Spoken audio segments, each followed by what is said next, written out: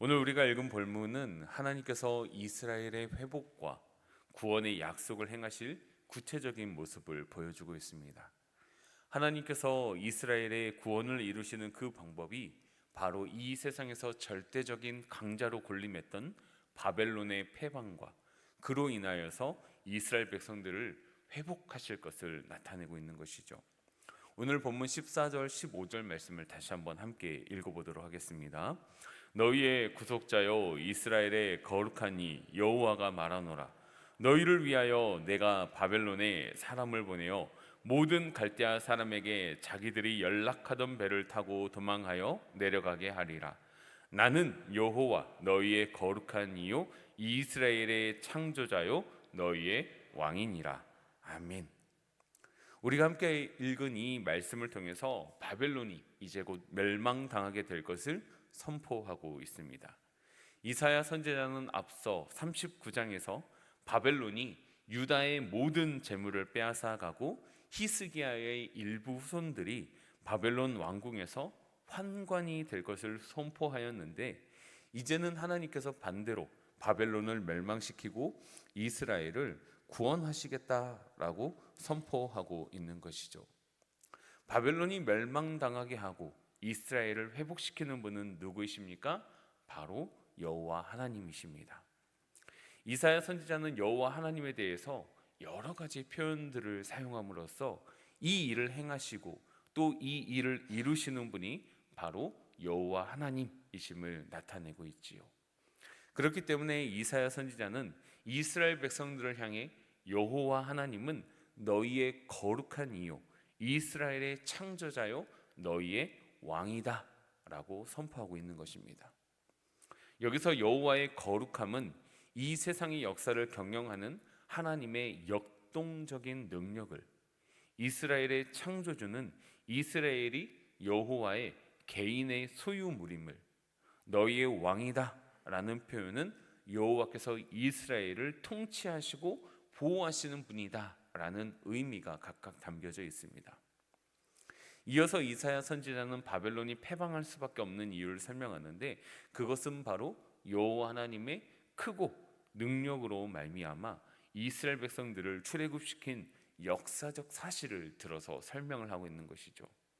그래서 16절 17절에 나타나고 있는 큰 물, 군대, 용사들 같은 이러한 용어들은 이스라엘 백성들의 출애굽을 위해 펼치신 여호와 하나님의 큰 능력을 상징하고 있는 표현들입니다.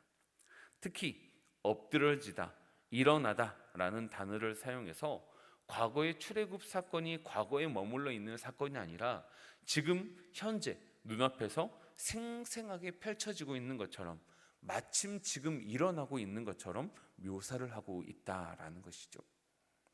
하지만 반대로 강력한 군대와 용사들의 운명이 불이 꺼져버린 심지에 비유하고 있는 것은 홍해에 빠진 애굽의 군대에 돌이킬 수 없는 운명을 나타내면서 여호와 하나님 앞에서는 그 누구도 힘과 능력을 자랑할 수 없는 무기력한 존재임을 나타내고 있는 것입니다. 우리 인생들이 하나님 앞에서 자랑할 수 있을 만한 것은 그 어느 것 하나도 없습니다. 이사야 선지자를 통해서 나타내고 있는 하나님의 절대 주권, 그리고 하나님의 크신 힘과 능력 앞에 겸손하게 엎드리며 하나님을 인정하며 그 말씀에 순종하는 삶이 되시기를 소망합니다. 하나님께서는 과거 출애굽 사건을 마치 지금 눈앞에서 일어나는 일인 것처럼 생생하게 묘사를 하면서, 또 반대로 아이러니하게도 이제는 이전 일을, 그 일을 기억하지 말며 옛날 일을 생각하지 말라라고 명령을 하십니다. 이스라엘의 출애굽 사건은 그들이 존재하게 된, 그리고 반드시 기억해야 하는 기념비적인 사건입니다. 그런데 18절에 나타나서는 이전 일과 옛날 일이라고 말씀하시면서 그 일이 대수롭지 않은 일인 것처럼 말씀하십니다. 그렇다면 하나님께서는 이스라엘 백성들에게 과거의 일이 마치 현재 일어나는 것처럼 보여주시면서 왜 이스라엘 백성들에게 출애굽 사건을 기억하지 말라고 하는 것일까요? 그 이유가 19절에서 20절에 나와 있는데, 우리 19절 20절 말씀 다시 한번 함께 읽도록 하겠습니다. 보라, 내가 새 일을 행하리니 이제 나타낼 것이라. 너희가 그것을 알지 못하겠느냐? 반드시 내가 광야의 길을 사막의 강을 내리니 장차 들짐승 곧 승냥이와 타조도 나를 존경할 것은 내가 광야의 물을 사막의 강들을 내어 내 백성 내가 택한 자에게 마시게 할 것임이라. 아멘. 하나님께서 이스라엘 백성들에게 출애굽 사건을 기억할 필요가 없는 이유는 지금 행하실 새 일이 출애굽 사건과는 비교도 할 수 없을 만큼 엄청난 사건이기 때문입니다. 여호와께서 이제 행하실 새 일은 초자연적인 변화와 함께 임하게 될 것입니다. 이제 이스라엘은 여호와께서 광야에 내신 길을 따라 안전하고 평탄하게 바벨론에서 돌아오게 될 것이며, 하나님께서 사막에 내신 강을 마시며 그들은 목마르지 않게 될 새 일에 대해서 구체적으로 설명을 하고 있기 때문입니다. 출애굽 때 바다 가운데 길을 내심으로 애굽의 군대를 심판하셨다면, 광야의 길과 물은 여호와께서 택하신 이스라엘 백성들을 구원하기 위해 준비하신 일들인 것이죠.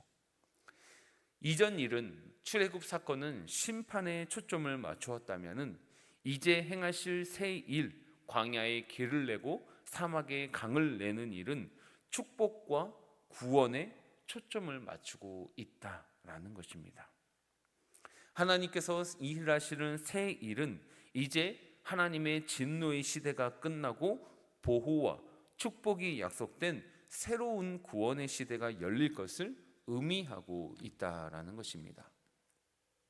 그러면 이제 하나님의 이 새 일로 인하여서 구원을 경험한 백성들이 해야 할 일은 무엇입니까? 바로 이 일을 행하실, 우리를 구원하신, 나를 구원하신 여호와 하나님께 영광의 찬양을 올려드리는 일입니다. 21절 말씀 함께 읽도록 하겠습니다. 이 백성은 내가 나를 위하여 지었나니 나를 찬송하게 하려 함이니라. 아멘. 우리가 하나님의 크신 힘과 능력으로 말미암아 은혜를 입었을 때 하나님 앞에 찬송을 올려드리게 되어 있습니다. 하나님의 은혜를 우리가 깨달을 때는 하나님의 크심과 하나님의 위대하심을 알게 되었을 때입니다. 그렇기 때문에 찬송은 믿음이 없이는 불가능한 영역입니다. 하나님을 신뢰하지 않고는 행할 수 없는 일인 것이죠. 이제 하나님께서는 이스라엘을 향해 내가 나를 위하여 지었고 나를 찬송하게 하려 함이라 라고 선언을 하십니다. 하나님께 영광을 올려드리는 것, 이것이 바로 이스라엘의 존재의 목적입니다. 그리고 우리 또한 이 존재의 목적에서 벗어날 수 없습니다. 모든 피조물들은 하나님에 의해 태어났고 하나님을 위해 존재하는 것임을 기억하시기 바랍니다. 우리의 인생의 행복은 다른 데 있지 않습니다. 우리가 하나님을 만나고 하나님을 온전히 믿고 섬기며 따를 때 우리 인생의 진정한 행복이 임한다라는 것을 기억하시기 바랍니다. 사랑하는 영가족 여러분, 인생의 주인이 바뀌면 진정한 행복이 찾아옵니다 라는 말이 있습니다. 어쩌면 우리도 모르는 새에 내 삶의 주인을 하나님의 것이 아닌 다른 것으로 채우고 있지는 않은지요. 어쩌면 이 세상을 살아가면서 하나님보다 내 자녀, 내 가정, 또는 내가 어떤 이루어야 할 일들, 이런 것들이 내 삶에 하나님의 자리를 대신하고 있지는 않은지요. 이스라엘 백성들이 바벨론의 심판을 받게 된 이유는 무엇입니까? 그들이 하나님이 아닌 다른 것으로 하나님의 자리를 다른 것들에 내어주었기 때문입니다. 우리 인생의 주인은 오직 하나님 한 분이십니다. 우리가 그분을 찾고 예배하며 찬양할 때 새 일을 행하실 주님의 능력과 은혜가 우리 삶 가운데 임할 줄 믿으며, 오늘 하루도 하나님 한 분만으로 기뻐하고 만족하며 하나님께 영광의 찬송을 올려드릴 수 있는 우리 귀한 영가족들의 삶이 되시기를 소망합니다. 우리가 함께 읽고 들은 말씀을 위해서 기도하겠습니다.